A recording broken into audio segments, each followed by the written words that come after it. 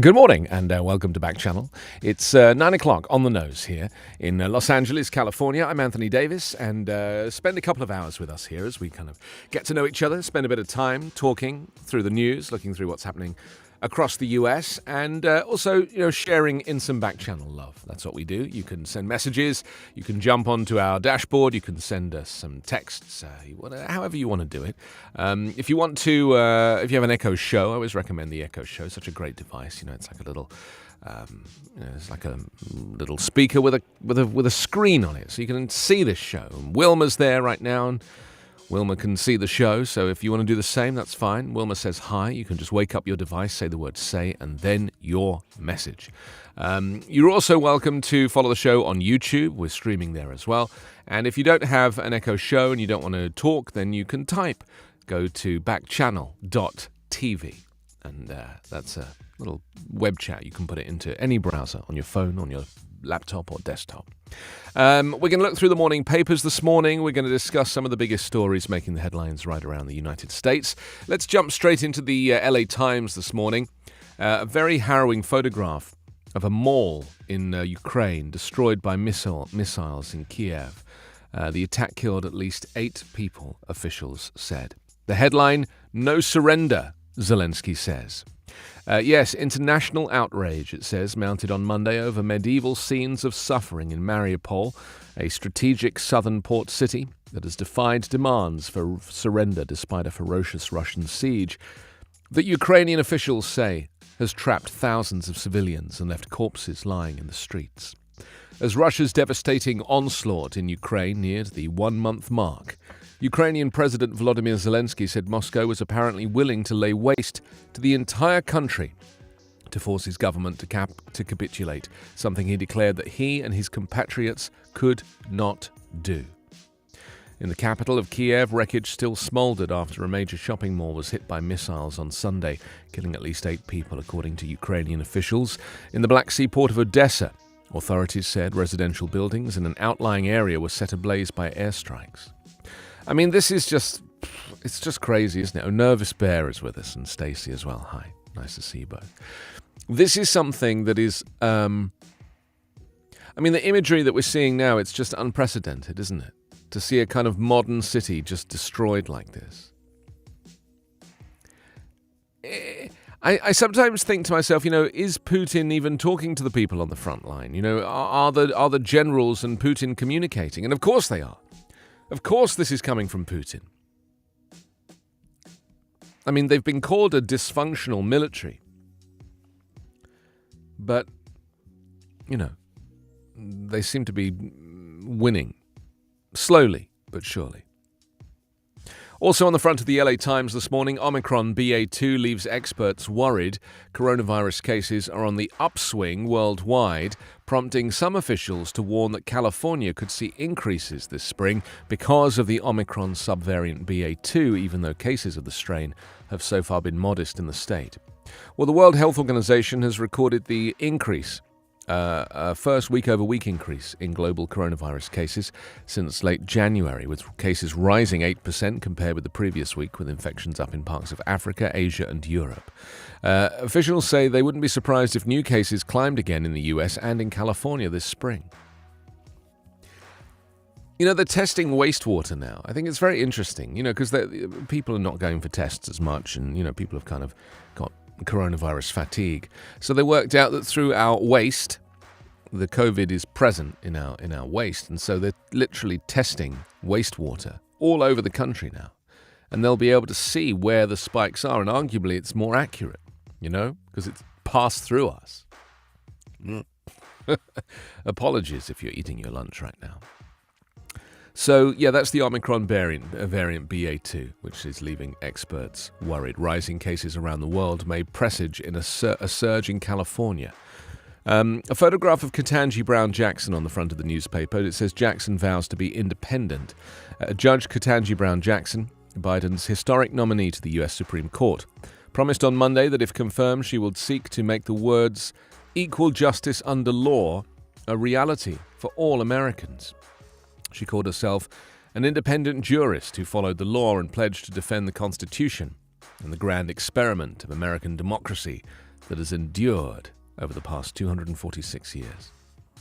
I watched some clips of her hearing yesterday. And, Republicans, they're not going to vote for her because, they're just bad people. Republican lawmakers I'm talking about. There's racism, there's bitterness, there's kind of pushback because of, the way Democrats pushed back against Amy Coney Barrett's nomination. She, of course, was completely unqualified. Jackson is completely overqualified. It's very interesting. But I was watching Lindsey Graham interview her, at the hearing. And he asked her what about her faith, and she said, well, why should I answer that? It's like, I don't want it to distract from my independence as a judge. And he just kept pushing it and telling her that she didn't want to talk about her faith because, and he claimed, because she was scared to, made her nervous. And he was putting words into her mouth. He's a terrible person, Lindsey Graham. What a terrible person, Anyway, long story short, hopefully she'll get confirmed because, the Democrats have a majority, with Kamala Harris making the deciding vote. An ambitious effort to curb opioid deaths in LA County, also on the front of the LA Times this morning. And in San Francisco, mayor picks risky fight with the left, breaking from calls to defund the police. Breed aims to end the reign of criminals, is the headline. This is the new mayor, San Francisco mayor. London Breed, his name is. What a great name. London Breed. He arrived at UC Davis for a freshman year. Oh, she. London is a she. Isn't that wonderful? Okay. I'll start again. We'll do it all over again. When San Francisco mayor, female mayor, London Breed arrived at UC Davis for her freshman year, she saw her new classmates surrounded by family, except for the friend who dropped her off. Her belongings in 2 small bags. She came alone. Breed would frequently make her way back to the notoriously unsafe housing project in San Francisco, the Western Addition, where she was raised by her grandmother. She came not just to visit, but often because of tragedy. She's 47, a rising star in California politics because of her stewardship of San Francisco during the COVID-19 pandemic, as well as her efforts to tackle crime, homelessness, addiction, and education in a city that is famously, if not always, accurately known for its liberal live and let live ethos. She's up for re-election next year, received national attention when she didn't mince words as she declared a state of emergency in the Tenderloin district, beset by overdose deaths, open-air drug dealing, violence, and homeless encampments. So she aims to end the reign of criminals. That's her plan. So that's how the LA Times looks this morning. Dee has joined us, Milky Crocodile, sorry. Love these. Love them. So it's just so great to kind of hear these great names, great names. Okay, let's move on with the newspapers. Let's see what's next on the old list here. After the LA Times comes Grand Junction from Colorado. So there's the Daily Sentinel from Grand Junction, Colorado. The Daily Sentinel. They lead with a delicate dance. Russian ballet troupe promoting unity in Avalon performance is the headline. It says the RB Theatre, formerly Russian Ballet Theatre, is bringing its performance of Swan Lake to the Avalon Theatre on Wednesday night. And what's so interesting about it is that many of the performers, many of the dancers, are actually not Russian. Polish, Ukrainian, and two are Russian. Belarus, Ukraine, Armenia, Slovenia, Belarus, Armenia, Kyrgyzstan, Poland, one from Japan. That's interesting, isn't it? The general manager of the Avalon, in addition to the Las Colonias Amphitheatre and the Grand Junction Convention Theatre, has received a few emails and seen comments expressing concern about Russia-branded event being hosted at the venue amidst Russia's invasion of Ukraine. However, not only is the RB Theatre an American entity. It's also comprised of dancers from around the globe, including Ukraine. They have a few folks from Russia, a few folks from Belarus, a couple from Ukraine, a few from Japan, as well as some other individuals are going to be performing, they said. There's quite a bit of social media chatter about the war when the war in Ukraine began, but the theatre folks provided us with a really nice photo of their dancers, where they're from, and a statement, essentially a press release to make sure that folks know who they are. That's interesting, isn't it? You know, it's almost as if, you know, people want to do the right thing. You know, they don't want to support a Russian entity necessarily, especially, you know, here in Colorado. But, you know, just because it's referred to as the Russian Ballet, you know, it was originally the Russian Ballet Theatre, now it's called Arby Theatre. The reality is the dancers are from all over, you know. I mean, clearly a lot of it is Eastern Europe, but even so, a lot of Ukrainians in there. Ballerinas, male and female, they're so amazing, like physically, they're so... Do you know what I mean? They're just so on point, if you pardon the expression. It's just wonderful to see this photograph of all of these performers just looking so fit and healthy and ready to dance and perform. Wayne has joined us. Dee is here as well. Hello, guys. Welcome to Backchannel. It's 17 minutes after 9 here on the West Coast. It's 17 minutes after 12 on the East Coast. And welcome to Backchannel. I'm Anthony Davis. It's the 22nd of March this morning. Where you are, hopefully, it's also the 22nd of March. I had a Zoom appointment this morning with some people in London, and it didn't happen because the clocks changed here in the US. You know, spring forward, and so tragically the time difference was wrong, and it just meant that, you know, we kind of crossed wires. So there's this weird period of 2 weeks where England and Los Angeles are not 8 hours apart, 7 hours apart. And it's a bit of a problem. It's a bit of a problem. You know, you kind of forget. You assume. I think that Congress are going to do away with daylight saving time, aren't they? I think they are. There's a whole campaign to kind of stop it. And finally, in Colorado, the Colorado Senate gave final approval to a bill on Monday that would ban openly carrying a firearm within 100 feet of a polling center. Democrats who supported the bill said the measure is needed to ensure that voters feel safe while casting a ballot and don't feel intimidated when doing so. But Republicans said the measure makes little sense, especially considering that less than 5% of voters still cast ballots in person. House Bill 1086 also applies to drop boxes where voters are only there for a matter of seconds, which Republicans said makes even less sense. Senate Minority Leader Chris Hobart, a Republican, he said 95% of Colorado voters mail in their ballots. Of the 5% who don't, about 2% live in the state's largest county, Denver, which has long had a law against open carry of firearms. An even smaller segment of the remaining 3% are likely in areas where open carry is common practice, such as rural parts of the state where voters are used to seeing such things. He says that as a result, the bill would only impact a small number of people. So we're taking values, perspectives of the world from the metro Denver area, Boulder, and applying them statewide. Why? It's a very small population of voters who actually go to voting places, especially when you take out the largest city and county that already bans this and has for years. Democrats, however, argue that times have changed, saying politics has become more vitriolic in recent years and voters are concerned for their safety as a result. Besides, it's long been the law in several Republican-dominated states. If it exists in several states, including Texas, Florida, and Georgia, then it also needs to happen here.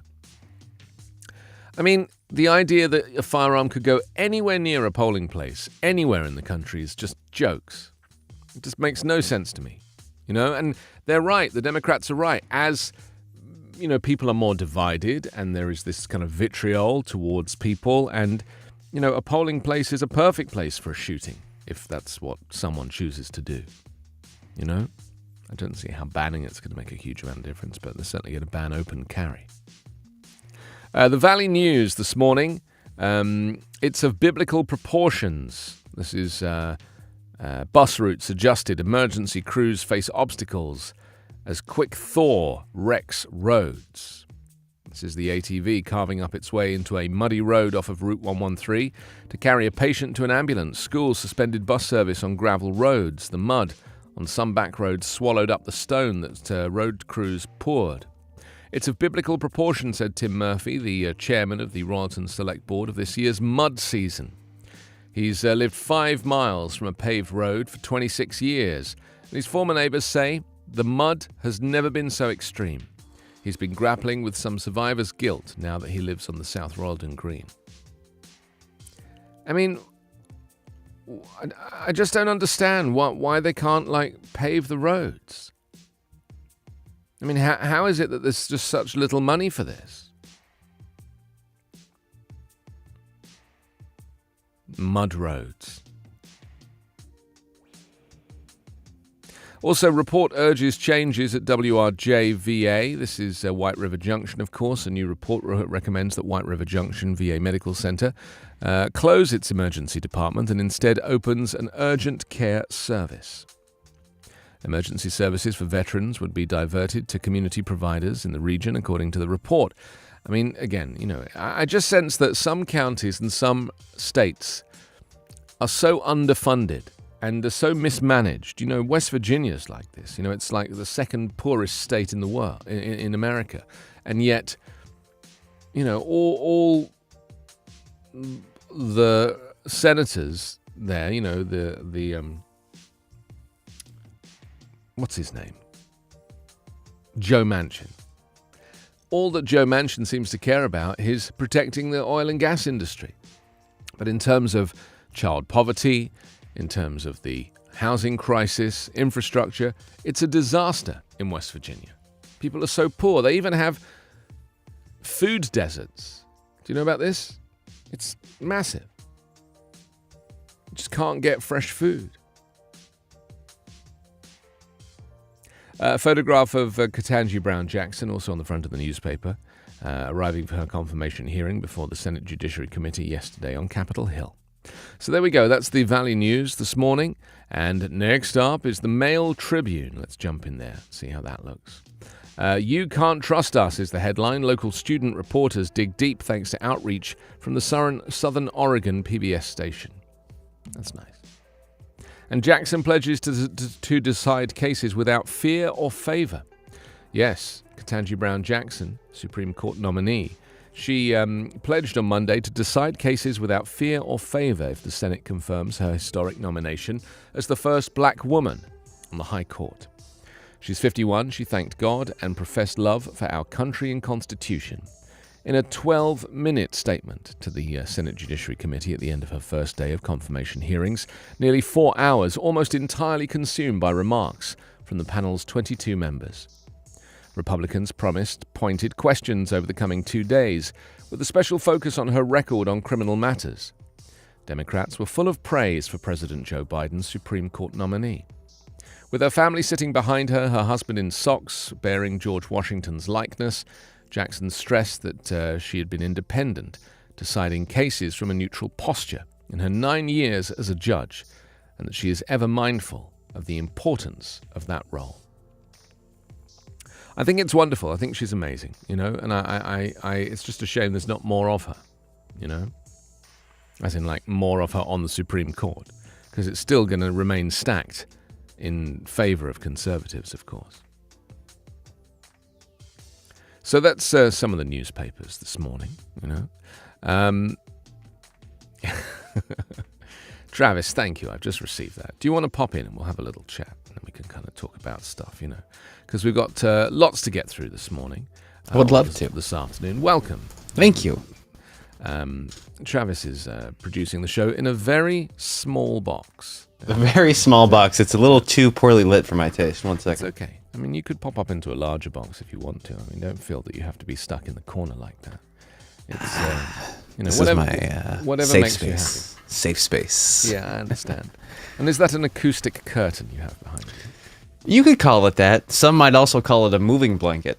Oh, a moving blanket. But, Yeah. moving blankets are actually used in movie studios.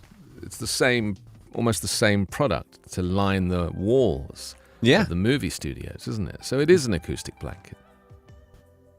You're right. It's making you sound great. Oh, thank you very I'm much. also in a very soundproofed space. I can see that. There's not an ounce of reflection in this space at all.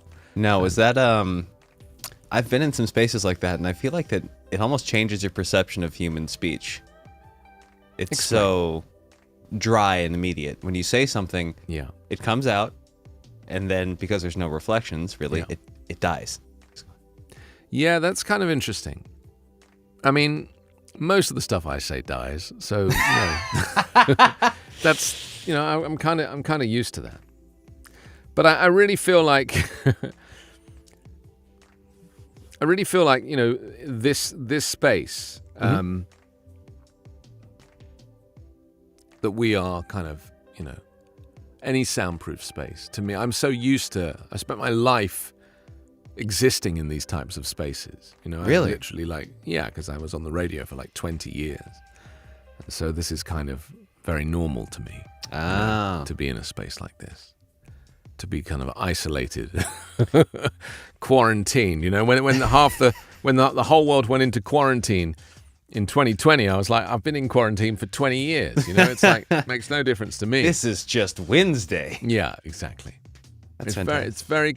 Some people might find it claustrophobic. I mean, I don't know. It's deceptive. You can't really see what it is here, can you? You can't. No, really it's see kind of liminal what the almost. scale is. Yeah, I did it like that on purpose. Nice. I've actually been building it over time. So, if you look back on YouTube at various episodes of this show, you'll see it in various states of production. This one I've seen foam rooms before, as someone who's worked a lot with amateur musicians, things like that. This is by far the most aesthetically pleasing one I've seen. Oh, that's very sweet of you to say. I'm not so happy with this little section here. You see that? The one back. Oh. So I'm going to replace those. Nice. I tell you what that is. That's me spraying black spray in the gaps to try and fill the gaps. And the black spray has just kind of caught the tiles. You see, these are the tricks of the trade. Normally I would never say stuff like this, but I'm of an age now where I just don't care. Appreciate that. I just don't care anymore. I feel like there comes a point in your life where you're just like, it really nothing really matters. You know that you've got to a point where you've preface everything with nobody died. It's like nobody died. That's I was speaking to, God, it must have been a couple of months ago at this point, my grandfather, who unfortunately he ended up dying eventually, but that's because he was in his 90s, so it was pretty well. We were all a great way pretty to ready start for a conversation. Sorry. Nobody died. Well, actually, it was somebody one. did die. Yeah, somebody died. But prior to that, before he died, we were talking about something just like this.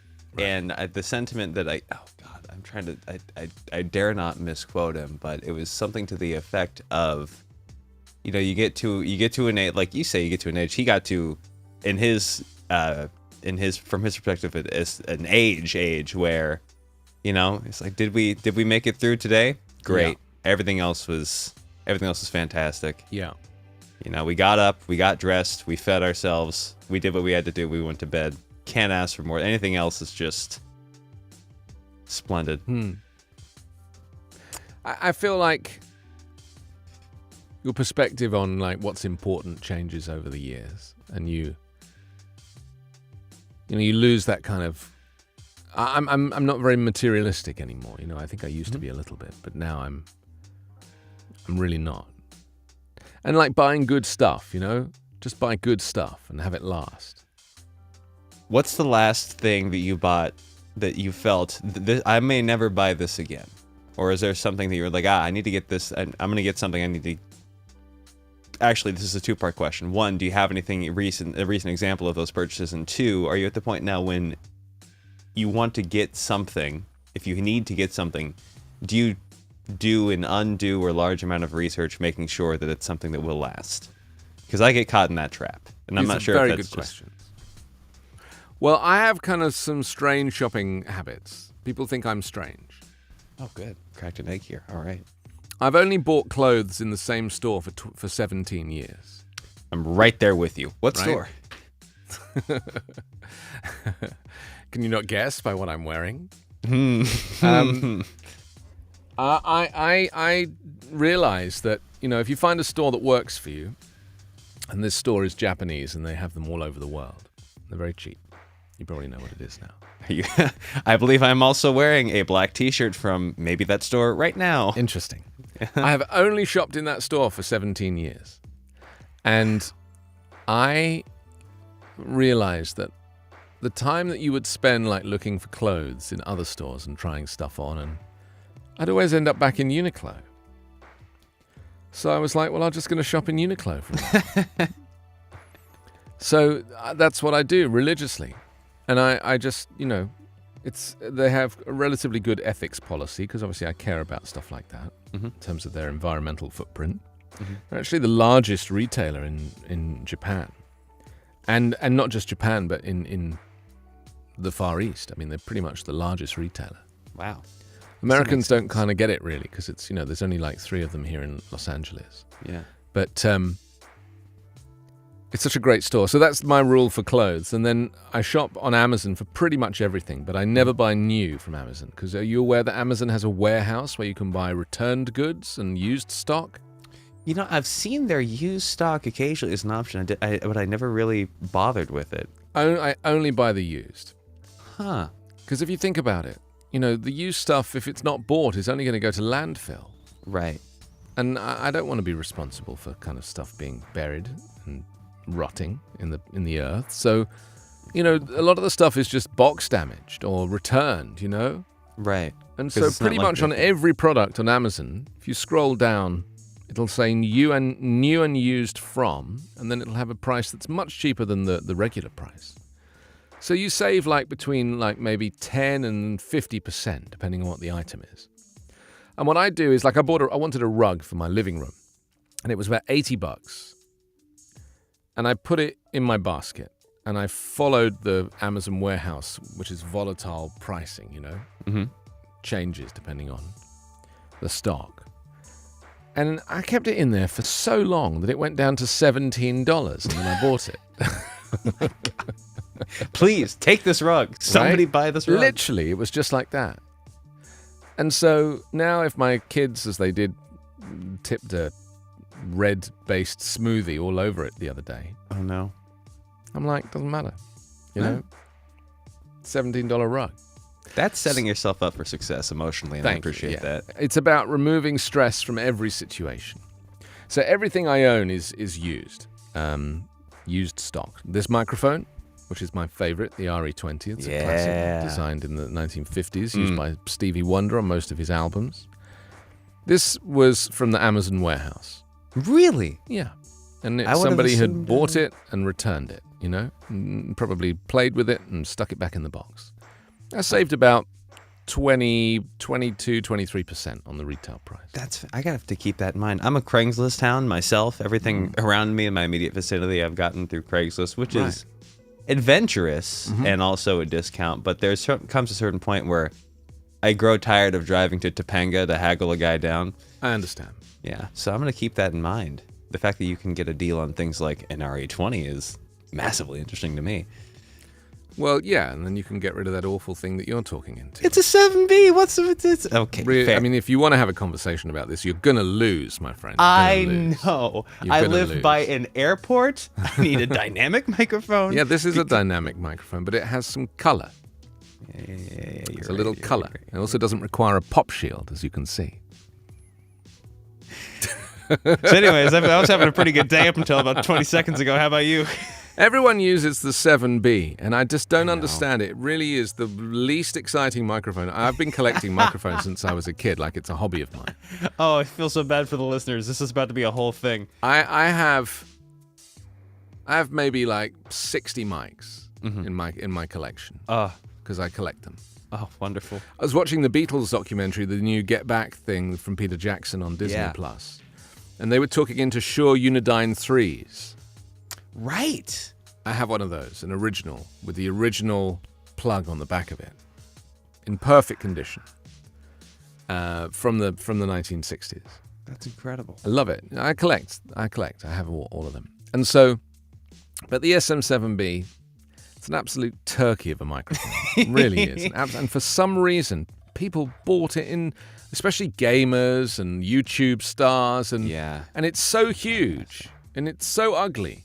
And then it has this tiny little cable, little pathetic little cable, and that which could break at any point. Anytime you try to mount it, like it's so tenuous. The XLR it's terrible. Jack. And also it's quiet. You know, you have to buy another box to make it louder. I mean, not me covering up my cloud lifter. Oh no.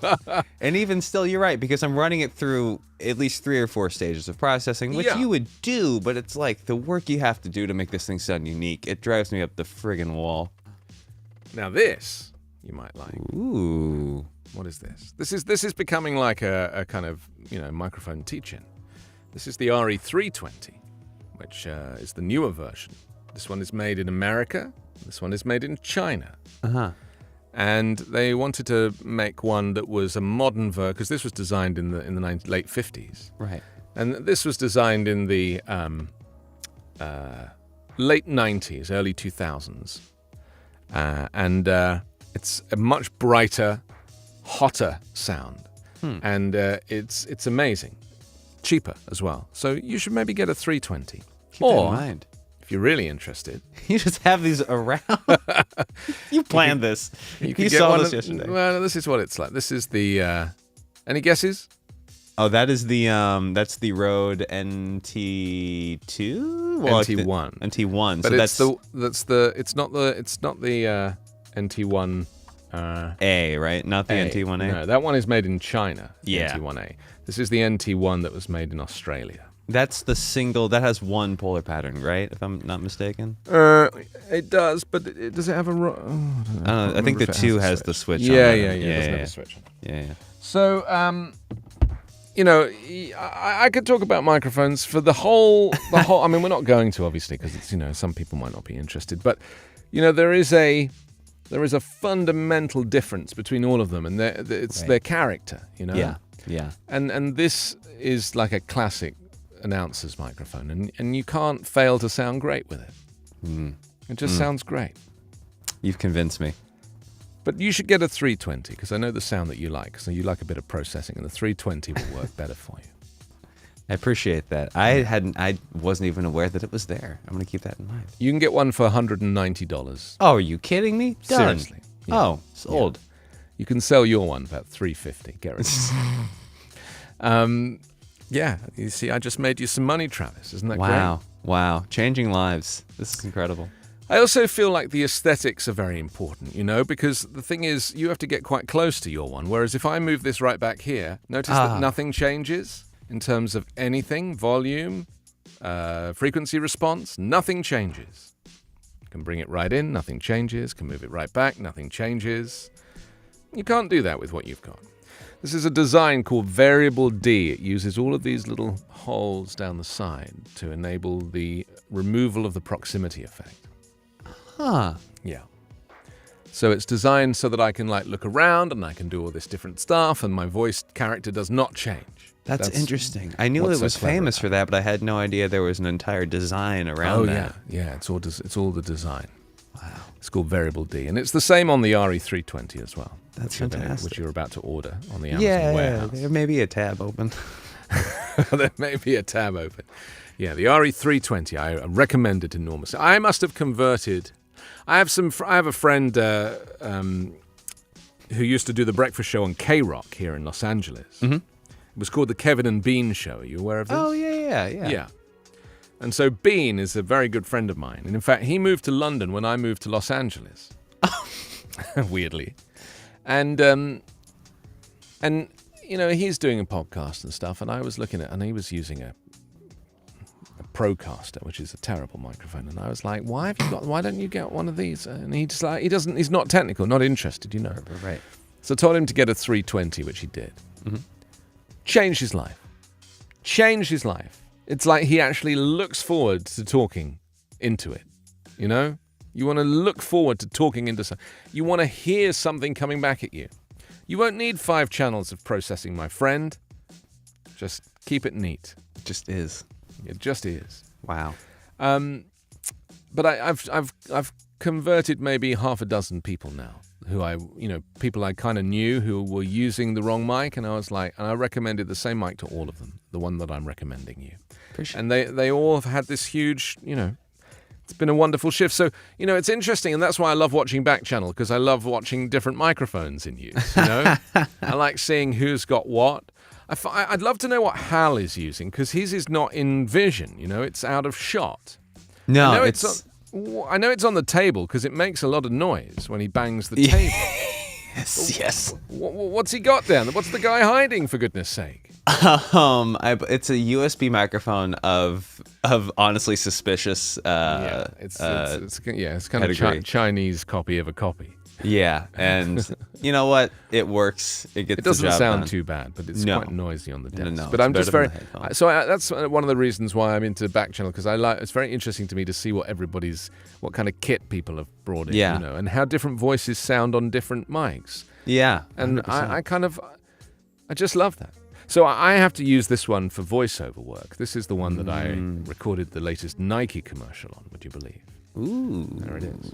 Do you have any left? Is there? And I promise this is the last microphone question. Anybody who's listening, good Lord, are there any microphones you said this is the next one or the last one? Are there any that are just out of your grasp? What, for me to buy? Yeah, whether as a collector or for practical use. I mean, I would never spend like $2,000 on a Neumann U87, for example. Just because it's a waste of money. I could EQ that Rode and make it sound like a U87. It's not necessary. It's more about the application. People don't really know what they're doing with a lot of these things. And it's all about what you do with it. It's a bit like cameras, right? If you're going to make a film, you don't have to shoot it on like a $1 million red camera. You could shoot it on your iPhone. What's important is the writing, the narrative, the story, the acting, the script. The camera is irrelevant. And I feel it's the same with this, It's a little bit like if you want to watch an old film, if it's a really good film, it's irrelevant that it's not in high definition or 4K or even color. It's irrelevant. It's the story that matters. It's the content that is interesting. And I feel like, it's nice to have decent equipment, but this is why it doesn't matter with Hal, because his show's so good, it's irrelevant what he's talking into. But I mean, whereas my show is not so good, so I have to have really good equipment because it kind of brings up the level a little bit. But I feel like, kit, as much as I love it and as technical as I am, I really don't think it matters. It just doesn't matter. Wow. It's a bit like with computers. One of my hobbies is fixing up old Macs. You would love my roommate. Oh, good. There's a Mac Pro from 2000 something. Great. It's kind of taken apart by the desk over there. Well, I could put it back together if they want me to. So like the Mac I use to do all of my work on is from 2011. So that's, how old is that now? 13 years old? 11, 12, 21, 20. No, it's like 12 years old. Wow. That's incredible. And I do all my work on it because I've, switched out some of the parts and made it super new. And I actually found that Mac. It's a 27-inch iMac. I actually found that at an open house when I was looking at a house to rent. And there was this broken Mac with a crack in the screen because the owners had vacated in a hurry. And I said to the realtor, "What's going on with that Mac?" He said, "I'm just going to throw that away." I said, "Can I have it?" He was like, "Sure, take it." And it's now my main Mac. That's wonderful. Yeah, it's great. And so to repurpose things and to, use stuff that other people are discarding is very good for the planet, much better for the planet. Yeah. But it's also much better for your soul. Because it's so nice to kind of be in a place where you feel like you're contributing to the forwarding of the human race rather than destroying it, which is why I buy from the Amazon warehouse. It's like I feel like I'm recycling rather than buying new. And then that's why I struggle when I have to buy like crap from Target for my kids, like plastic toys that have come have traveled thousands of miles on ships from China to be sold here, you know? Invariably, it's pink. Pink plastic. These are the, I think, the grayscales of human footprint on planet Earth that I don't think we think about enough. And by we, I mean myself. I don't consider this enough when I make purchasing decisions. And it's, yeah, that's important. I mean, do you mind me asking how old you are, Travis? Barely 30. Okay, barely 30. Well, that's good. It's such a great age. Thank you. Does that mean you're like 30? Yeah. But it just happened, so I'm still coming to grips with it. Congratulations. Thank you. I mean, I'm a little bit older than you. Not much, a couple of years. 34. Right. Yeah. 34 is the age I think I stopped aging in terms of internally, you know? Like, really? Yeah, I mean, you'll get to this point where you're just like, okay, that's where I stopped. Your body continues to age, but your brain stops at a certain point. Right. And I really feel that at 34, I kind of stopped, you know. But I think that generationally, we now have to consider every purchase we make from an environmental perspective. Do you still drive a gas car? I do. Not a lot right now, but I do. Yes. And have you thought about, you know, switching over? Is that a consideration for you? Absolutely, in the future. I've been someone who has been known to drive used buckets hither and thither, just due to the immediacy of my need and the cheapness of the vehicle. Of course. Once this lovely Scion XB kicks it, I think the next thing I'll do will either get something electric that is truly smaller, like even a bicycle, if I'm not getting around town so much anymore, or look into an EV. So here's the thing, because Okay. I'm an EV guy of now over 5 years. I've only driven electric for 5 years. And I love cars. Like, we could talk about cars like I talk about microphones. I love cars. And I've had some weird cars over the years, really weird. I like the weirder the car, the better. You know, like a car that was like a concept car and never made it to market. You know, I'll buy Really? that. Or yeah, Wow. like crazy stuff. And I love smart cars. You know, the little cars. Yeah. The smart car that was originally designed by Swatch and engineered by Mercedes when it first came out. Yeah. And that car came out like over 20 years ago, and it's amazing because it's like a little motorcycle, Mercedes motorcycle engine.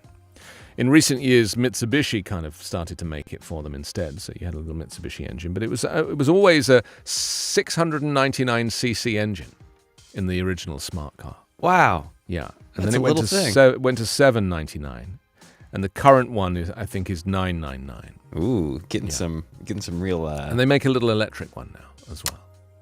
But what I was going to say to you is that so I drive an EV, and I love it, and I think I'm going to keep it forever because people don't realize that the battery will outlive the car. You know, they think that the battery is going to die, but it's just not. You know. So we have an au pair for the kids. You know. I mean, I obviously need an au pair because I need looking after. But I mean, we have an au pair, and the new au pair was coming, and she needed a car, and so I was like, I'm going to have to buy her a car. You know. But I can't buy a gas car because I'm not rich enough to buy a nice, expensive car. I had to buy something more in your price range, Travis. Yes, the bucket range. Craigslist.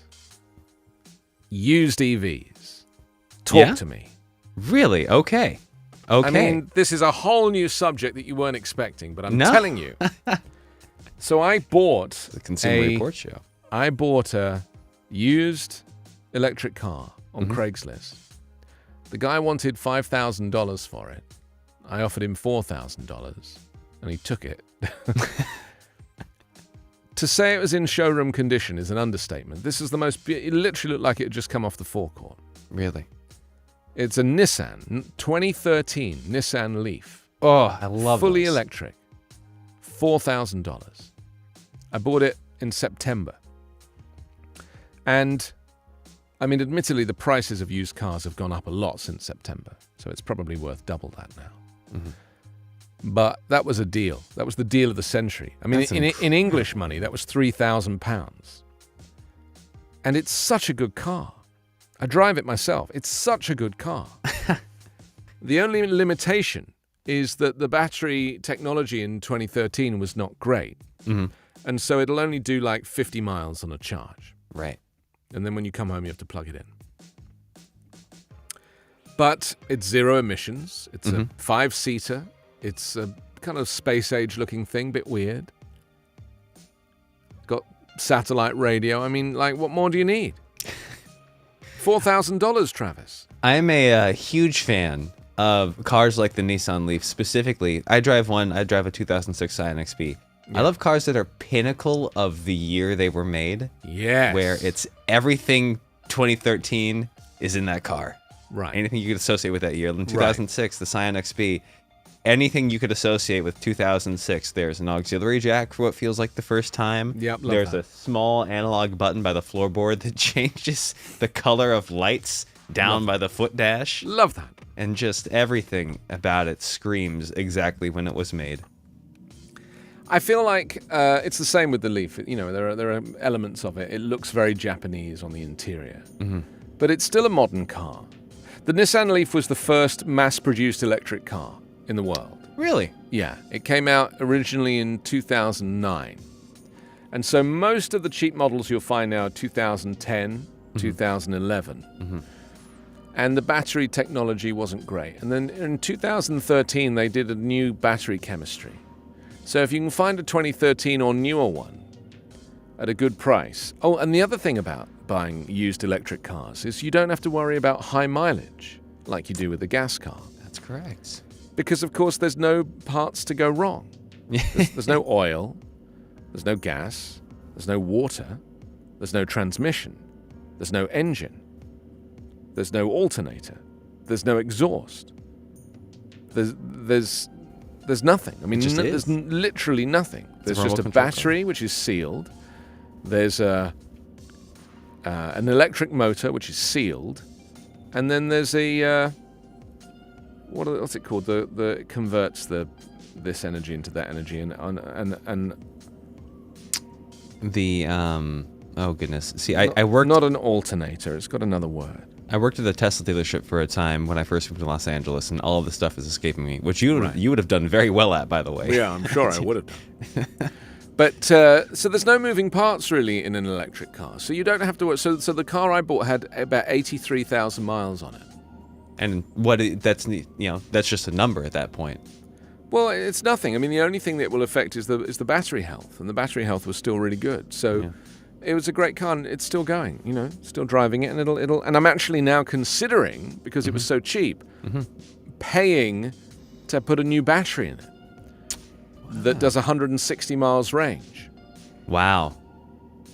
And that's something you can do because it just, I mean, you could swap out in a gas car all the parts there, but... Right, but the batteries, there's a lot of companies now. In Los Angeles, there's 4 or 5 companies now that are swapping out batteries in hybrids and in electric cars. And the Nissan Leaf, for about $6,000 or $7,000, you can put a new battery in. That's not bad. Yeah, if you add it to the original price, then you're only really up to 10 or 11 or 12. Well, the new Nissan Leaf's like 29 grand. There you go. There you You're go. Still in the green. Still in the green. One of the many reasons I love Los Angeles is the first time you think, wouldn't it be cool if I could do this? Someone's Someone's doing it. already done it, yeah. Yep. Yeah, I love that about business in Los Angeles. You know, people kind of come up with some crackpot business idea and they totally are able to make it work. Yeah. Because there's enough customers in this city to kind of, with diverse interests. Yeah, yeah. And disposable income. And disposable income. We're very lucky to live here, you know. I think about that a lot. Yeah, it hits me. Of all the places that one could be, you know. Just last night, I was at a show at the Roxy Theater in Los Angeles, and I saw some artists from Australia that I was a huge fan of. Right. And they're coming over for a few dates in What's the the band United called? States. An artist by the name of Genesis Owusu. They sound great. It was a treat. They sound great. You know, they're huge in Australia. Won some whatever their national award is for best record of the year and things like that. Yet still, coming over to America, they could only afford like 5 tour dates, and of course, one of them's in Los Angeles. Interesting. And by the benefit of that, they don't have to play Los Angeles on a High Market Night. They played on a Monday, so I went down, no traffic, parked in West Hollywood, and just went to the show, and it was great. That's great. Yeah. Monday night is the best night of the week. Sinatra sung that Saturday night was the loneliest night of the week. Do you remember that song? Yeah, I do. And I feel like he's got a point. Saturday night is not the night to go out. No. You know, Saturday night is the night to stay in. It's a little bit like, don't go out on the LA Marathon day. It's the same for me on Saturday. I remember that song. Right? Yeah. Yeah, that was a good Sinatra song. Yeah. Never quite had the success that it deserved. Didn't roll off the tongue quite so well. But, yeah, and I think we've all been reprogrammed with the pandemic now to kind of just stay home by default. Mm-hmm. I for 2 years now, I've had a great excuse not to go anywhere. Yeah. I'm like, COVID. And I'm still using that excuse. As is all right. As is all right. Yeah. Do you want it? COVID. Ah. Do you want it? COVID. I'm just happier at home. I really think that. And everyone's invested in a nice television now, so people don't need the cinema. Everyone's got a big enough television, and everything's streaming in high quality, and so you can just stay home and have a really nice time. Yeah. It's great. The pandemic is changing us, as a people. It really is. I don't even know if I'm giving enough credit to how fundamentally different society might be going forward. Because you think, oh, we'll come around out of this. And like anything, if you have enough change on a long enough time scale, there's no quote unquote going back. There's just what is now. Even if it resembles before, mostly 80%, that's still 20% of your existence that's fundamentally changed. Yeah, completely. I feel the same about politics. The orange guy who kind of came in and gave everybody license to kind of just be racist and selfish. Right. And the racism and the selfishness has remained even after he's gone. Yeah. And it's like he reprogrammed people. He didn't deprogram people. People were already like that, but he reprogrammed them, I think. And so you're now left with this kind of lasting legacy of a divided country where some people are some people get it. Like if you get it, like what it's all about, what society's about, what humanity's about, what people are about, what relations are about, and what minorities are about, and what civil rights is about. Like you get it. Of course you do, because it's normal. But then, there's an increasing number of people, or maybe hopefully it's decreasing, who just don't get it. And they want to be at war with their neighbor. Or they want to, be the person who is going to cause trouble for others. Or wants to... I was reading yesterday about this clerk who refused to marry a gay couple. Yeah.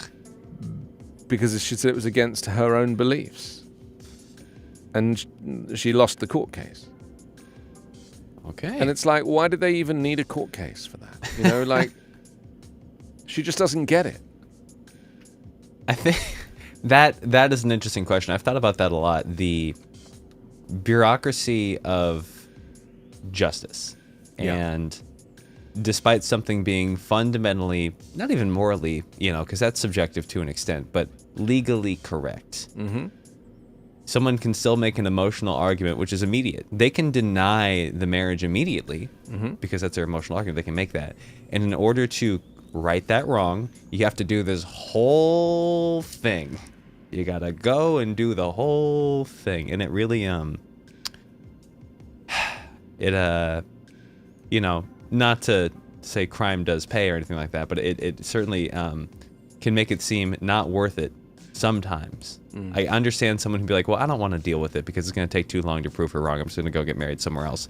But credit to those people who decided, no, we're going to take this clergy member to task on this because that's what's right. Yeah.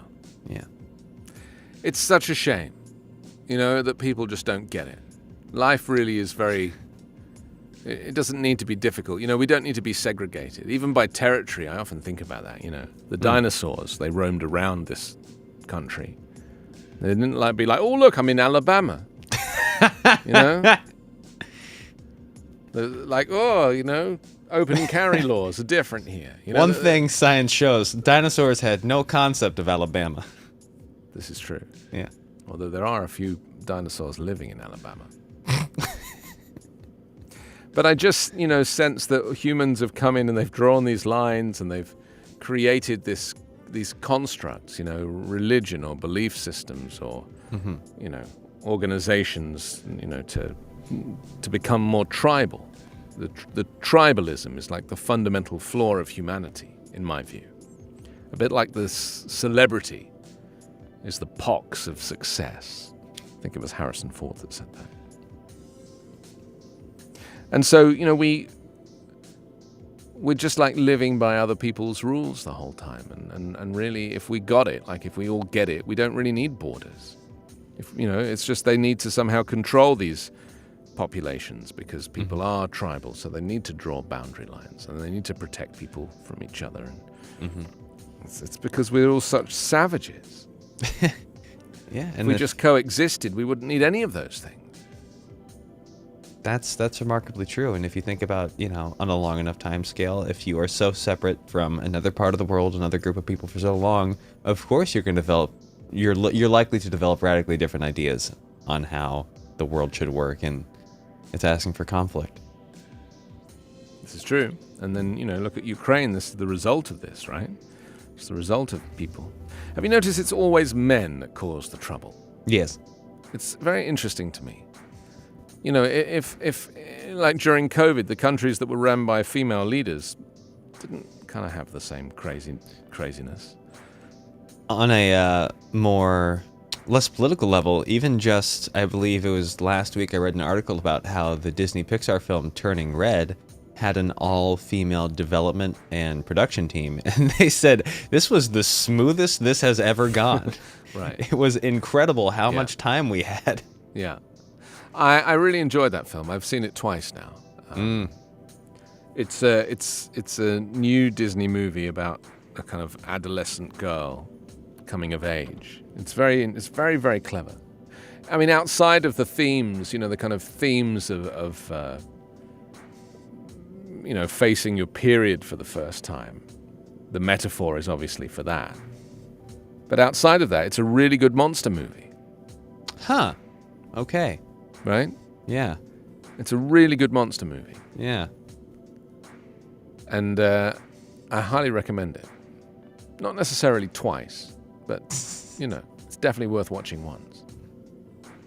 Should we play the US news update and then we can come back and do a few more newspapers? Should we do that? Yeah, that sounds great. A few people in, Ryan and Dinar and Helpful Mule, Funny Crow, Buddy, Amy, Cora, Square Guinea Pig, Buddy, Rebel Leopard and Nonstop Hummingbird, Tremendous Wolf, and D as well. Is this Jen? Is Jen behind all of this? I don't know. It'd be nice to know. Anyway, the US News Update is a daily podcast that I produce for the Volley Network. You can download it wherever you get your podcasts, and if you like the sound of it, then you maybe want to download it today. Anyway, we'll play it to you in its entirety now. It's just 2 minutes long, and you can kind of get a sense of what's happening across the United States. Take it away.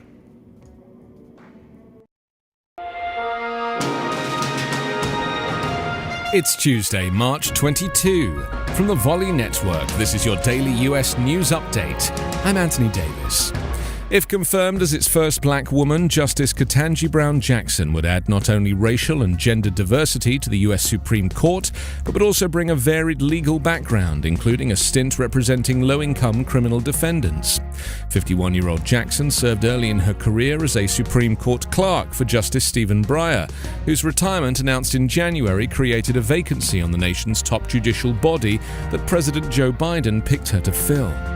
Biden last year appointed Jackson to an influential Washington-based appellate court after she served 8 years as a federal district judge. Jackson's 4-day Senate Judiciary Committee confirmation hearing started yesterday. A simple majority vote is needed in the Senate to confirm Jackson to the lifetime post. She has won 3 prior Senate confirmation votes for other jobs. Biden has sought to bring more women and minorities and those with a broader range of backgrounds to the federal judiciary. He pledged during the 2020 campaign to name a black woman to the Supreme Court, which has had only 2 black justices, both men. Jackson would become the sixth woman ever to serve on the Supreme Court, joining current members Amy Coney Barrett, Eleanor Kagan and Sonia Sotomayor, the retired Sandra Day O'Connor, and the late Ruth Bader Ginsburg. Your daily US news update is part of the Volley Network. To hear my live daily morning show, ask your Amazon Echo device to open Backchannel. There it is, the US News Update. Get it wherever you get your podcasts. 6 minutes after 10 here on the West Coast, 6 minutes after 1 Eastern. This is Backchannel. I'm Anthony Davis. We're looking through some of the morning papers, finding out what's happening around here, there, and everywhere. Maybe we can jump into the Daily Tribune. Have we done that? Oh, we haven't done that. Okay, let's have a look at that. The Daily Tribune. Hang on. Let me just light it up here. This is in Wisconsin. A voice for the voiceless is the headline. This is a photograph of Bev Kelly Miller, whose daughter died of a drug overdose in 2015, speaking at an event in Appleton, in front of quits with the faces of hundreds of people, all from Wisconsin, affected by addiction. Also, states' black COVID vaccine rate just barely trails US.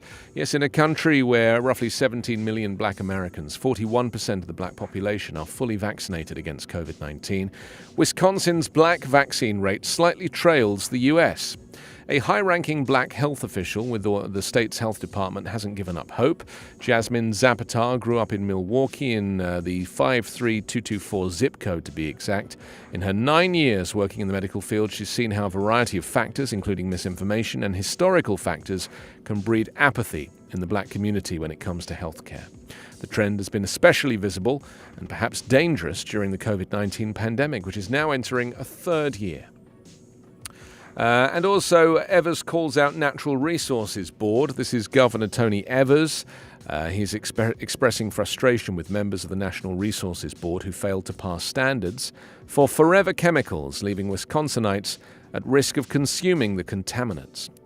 During a lunch with WisPolitics.com on Thursday, Evers, a Democrat, said standards are necessary and sooner than 3 years down the road. We should be able to deal with that in a much more transparent way, in a much quicker way, he said. The longer we wait to set standards, the more it's going to cost and the more people are going to be harmed health-wise. I mean, it's just a joke. You know, we're living in America, one of the most amazing countries in the world, and yet you can't even get clean water. You know, because the previous administration rolled back a whole bunch of environmental protections that were protecting outlets from factories and rivers and, contaminants from getting into the water supply. That's where we're at now, The Omaha World Herald, that was yesterday's one. Let's have a look. Houston Chronicle. This is for today. Mariupol's horrors wait to be revealed is the headline. It says as Mariupol's defenders held out on Monday against Russian demands that they surrender. The number of bodies in the rubble on the bombarded and encircled Ukrainian city remains shrouded in uncertainty, the full extent of the horror not yet known. With communications crippled, movement restricted, and many residents in hiding, the fate of those inside an art school flattened on Sunday and a theatre that was blown apart 4 days earlier was unclear. More than 1,300 people were believed to be sheltering in the theatre, and 400 were estimated to be in the art school. Perched on the Sea of Azov, Mariupol has been a key target that has been relentlessly pounded for more than 3 weeks and has seen some of the worst suffering of the war. The fall of the southern port city would help Russia establish a land bridge to Crimea seized from Ukraine in 2014. But no clear picture emerged of how close its capture might be. So there we go. That's the front of the Houston Chronicle. Also, custody battle follows murder. And Texas senators criticized Jackson, question High Court's pick record. I mean, this is just like politicking, Texas Republican senators vowed to keep things civil on Monday at the historic confirmation hearing as it got underway for Judge Ketanji Brown Jackson, the first black woman nominated to serve on the U.S. Supreme Court. Still, Senators John Cornyn and Ted Cruz carefully peppered Democratic President Joe Biden's nominee with criticism and questions about her record, an early look at the resistance her nomination will likely face from the GOP in the coming weeks. I mean, Ted Cruz might be one of the worst people on the planet, the kind of laziest, most hateful people on the planet. Just hateful. And lies, the lies, oh man. And talking of hatefuls, Greg Abbott, photographed on the front of the newspaper too, it says his abrupt replacement of the Texas National Guard's first female commander, Major General Tracy Norris, in the wake of intense criticism over his border mission, got a thumbs down from two men who once had her job. As turnover in the Guard's top leadership ranks widened last week, retired Major Generals Charles Rodriguez and Jose Mayorga said in interviews that Norris, who has served under them and whom they described as a superb officer, got a raw deal from Abbott. They and two other Texas Guard commanders, retired Major Generals Sam Turk and Wayne Marty, also said the governor's troubled border mission, Operation Lone Star, should have been financed by the federal government, but they differed on how necessary Abbott's decision to go it alone was. Well, look, he did it because it's a vote winner for him. He's got a whole bunch of racist people who don't like, asylum seekers or immigrants of any kind. And so he thinks that by taking over on the border crisis himself, using their money, that he is going to somehow win votes. The departures of two other high-level officials in the Guard were announced late last week. Charles Arris, less than 5 months leading the 36th Infantry Division, will be succeeded by Brigadier General Ronald Burkitt II. The civilian chief of staff for Norris, retired Major General James Red Brown, resigned after Abbott announced her exit. I mean, it's all pointless. All of this is pointless. This is men. It's mainly men and their huge egos wanting to look better than they are, when in reality they're failures. That's what it is. It's just men. So, Greg Abbott replacing Major General Tracy Norris amid intense criticism over his border mission, which, let's be honest, should never have happened in the first place. Let's take a look at the cyber attacks that Joe Biden has been talking about. This is kind of a big and very important story because, we're kind of living in a time where modern warfare, is done through cyber attacks just as much as it is done through, boots on the ground style warfare. And so we are, it's important that we understand as a people that we have to keep ourselves safe online, change passwords, don't have the same password for everything. Try and get your computer to choose a password for you, a really long one that's got numbers and letters and characters in it. This and always have like two-factor authentication on, where you have to like log in twice. Because I'm telling you, the cybersecurity situation is getting worse by the day. And Putin has as we know, he basically rigged the 2016 election to have Donald Trump win. That's been proven time and time again. And also, arguably, there was interference in the 2020 election, causing Donald Trump to get more votes than he would have done. And they're going to do it again. They meddled in Brexit, the referendum there as well. And the way they do it is by social media, putting messages on Facebook, using fake accounts to make people think that this is how other people might be thinking. And none of it is true. So, I really feel like this is something we need to take very seriously. And Joe Biden said yesterday that intelligence indicates a growing Russian cyber threat to the U.S. He said Russia was exploring cyber attacks, but the U.S. would use every tool to prevent and respond to such a move. He said that Moscow could act in retaliation for sanctions imposed on it after Russia's invasion of Ukraine. Well, Russia's foreign ministry has said bilateral ties between Moscow and the U.S. were on the verge of rupture. Biden's previously warned of a possible cyber attack from Russia, saying on the 24th of February, the U.S. was prepared to respond. In Monday's statement, Biden said the intelligence had been evolving and that the U.S. believes the Russian government is exploring options. Biden also called for U.S. companies to accelerate efforts to lock their digital doors. He says you have the power, the capacity, and the responsibility to strengthen the cybersecurity and resilience of the critical services and technologies on which Americans rely. We need everyone to do their part, he said.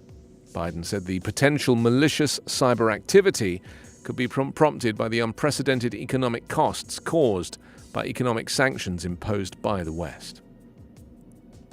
So there we go. If you want to join in on this, maybe you've got something to say, then you can, of course, message via backchannel.tv. You can follow us on YouTube. And if you've got an Echo show, wake it up, say, and then your message. Lots of people messaging. Ryan has done the same. Dinar, Helpful Mule, Funny Crow. Stacy is saying, I have my mum change the passwords on my tablet for me. Well, this is very important, that you make the effort to not get lazy with passwords. And also, like, if you use a Mac device, an iPad or an iPhone or a Mac computer, the keychain will enable you it'll suggest passwords and remember them for you, and just remember them on your Mac. It's very clever. And that crosses across devices. So if you log in on your phone, it'll remember the same password, and you can log in using the keychain. So, and so many people I know, they don't even bother. Third base has popped in from Ohio. Hope is with us as well from America, wherever that is. I have a feeling I might know. If you want to get in touch, then please just jump on it any time, and we can chat and spend a bit of time together, Travis, are you still there, my friend? I was just interested to know if you were a kind of you were kind of extra safe in the cybersecurity land, or if you were somebody that just kind of let it go. But, you maybe have gone to make toast, or maybe a nice sausage and egg McMuffin. You might even be in the drive-through line as we speak. I mean... Hello, I'm here. No, there's no rush. I had a McDonald's for the first time in a decade the other day. My goodness. I'm sorry. I didn't mean to inspire you to make such poor decisions. I couldn't help it, I just couldn't help it. It's compelling, the Golden Arches. It is compelling. I was drawn. Yeah, it was like seeing the light at the end of my life. And it was worth every second, And Good. It was kind of expensive, though. I was surprised how expensive it was. I seem to remember it being really cheap. And it really was not. I feel like most fast food chains have done away with the concept of like that value menu that was so vital to... It should be $3 or $4, right? That's how much it should be to get a McDonald's. $3 or $4. Yeah. It wasn't. Shouldn't have to think it wasn't about that. It was like 16 or something. Oh. Yeah. At that point, just... Why? I'm just going to a place. I'm just going to go to a food go to place. Get waiter service. Yeah, right? Although someone told me that they were in McDonald's recently, and they've now started doing a thing where you go up to the counter and you order, and then they give you a number and you go sit down and they bring it to you. Huh. Who knew? See, this is an issue. The McDonald's that is our neighbor, they have yet to open up their dining room still.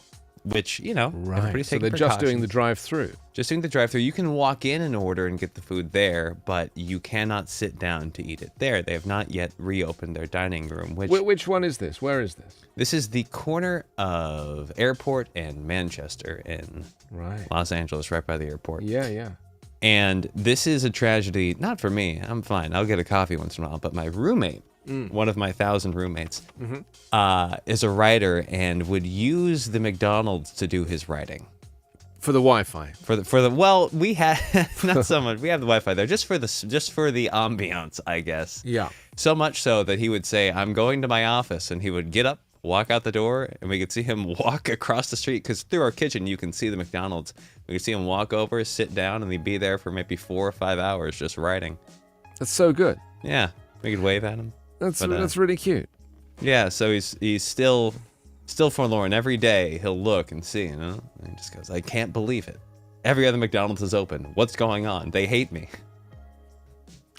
Do you have a feeling that like people rely on McDonald's or fast food like too much? Like has it got into the American psyche yet that this food is kind of quite poisonous? And that, do you think people really think like that here? That's an interesting question. I feel like I do have a specific perspective living next door to one. Yeah. I think that it is more prevalent in the American conscious that McDonald's is just inherently not that great for you. It's not. That's it. And people really, they're conscious of that. I think they are, but I do not think that stops them from going. Interesting. If that makes sense. The lines I will see, particularly in early morning, Yeah. and particularly in... particularly... Aren't I clever? Oh, thank you clever? very much. Oh, yeah, we just got paid. Okay. Particularly on weekend days, when there's a lot of... I see a lot of families at early mornings and the weekends stop in on their way to somewhere. Right. Yeah. And particularly being next to the airport, it's a popular, the In-N-Out by LAX is popular because it's In-N-Out. It's great. But McDonald's, people are hitting that McDonald's all the time during peak travel hours. Yeah. It's very interesting to me because the concept of a line around the block from a In-N-Out burger or a fast food joint, that doesn't really happen in England. We don't think of food in the same way because we tend to, that we don't really do like carry out or take out food in England. It's not really a thing. I mean, it is more now since Uber Eats and those types of things kind of got popular. But prior to that, the idea of like calling a restaurant and ordering some food and picking it up on your drive home, which is a kind of classic American thing to do. I'll pick up the food, or you order online, you pick up the food on your way home. Never done in England. I mean, that's just, the most you might do is order a pizza like once every 6 weeks from Domino's. But there really isn't that kind of takeout culture. Now, I obviously think COVID has changed that, and I think that obviously the internet has changed that, and I also think that delivery services with, cars like Uber Eats has changed that. But culturally, traditionally, certainly in my youth, my parents would never get takeout, ever, not even once. So it's either you make food at home or you're going to the restaurant. That's the binary. Huh. The only anomaly is the classic fish and chips.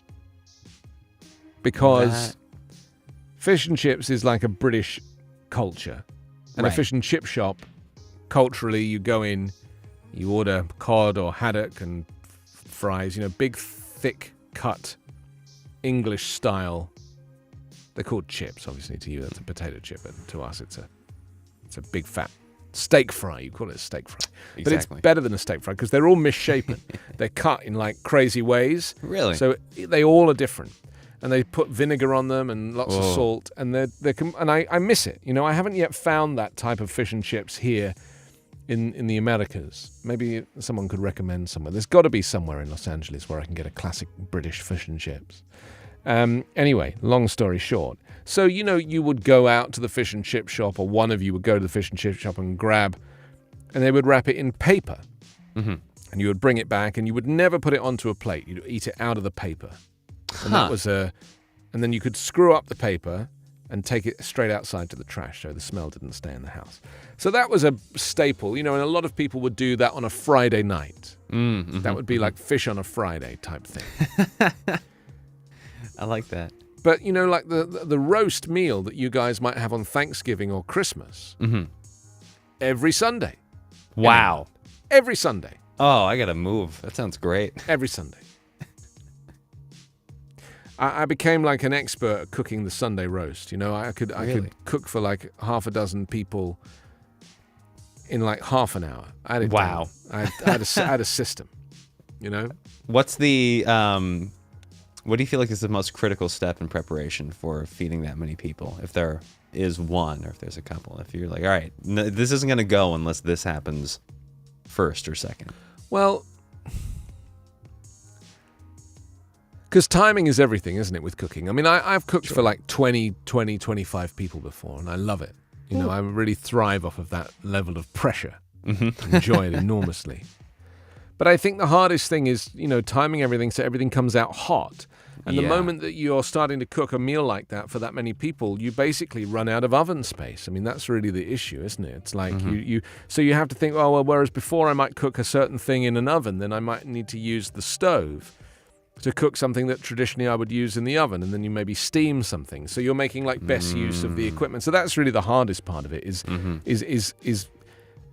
calculating your oven space. That makes sense. I have certainly gone wrong there before. Yeah.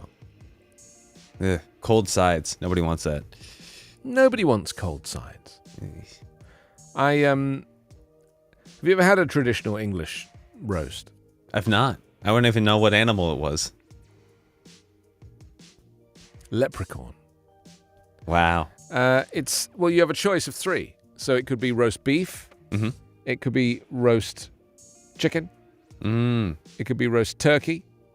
It could be roast lamb. It could be goose. So the roast is the event. It's the roast. Almost. It's Okay. you're roasting an animal, or sometimes 2, and more often than not, because it's the cheapest, it could be a ham. People roast a ham. And then you would have, roasted potatoes, crispy on the outside, squishy on the inside. I cook mine in duck fat. And, that's delicious. Delicious. Some Brussels sprouts. A kind of red cabbage, which isn't really an American thing. It's a very much an English thing. Cabbage that is like cooked in beetroot and is made to, or beets, as you would say. Huh. Cauliflower cheese. It's like mac and cheese, but with cauliflower. Oh, okay. And then famously the Yorkshire pudding. Are you aware of this thing? Heard tell, but never It's like a experienced big- firsthand. It's like a big pancake that's risen.